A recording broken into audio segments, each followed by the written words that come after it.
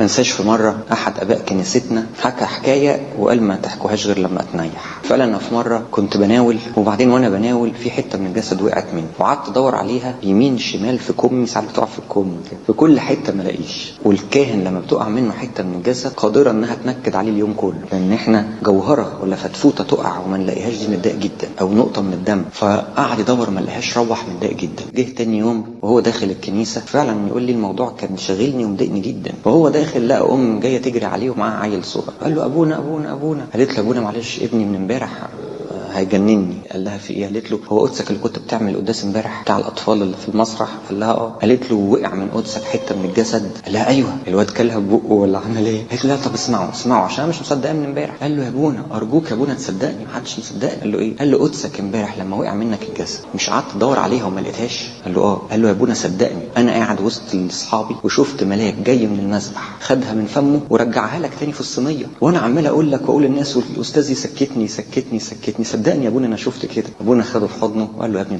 ده ملاك الذبيحه اللي بيحرس الذبيحه. في ملاك موجود اسمه ملاك الذبيحه، وفي جسد ودم، وفي شجره الحياه اللي بيحرسها الشرابيم والسرافين.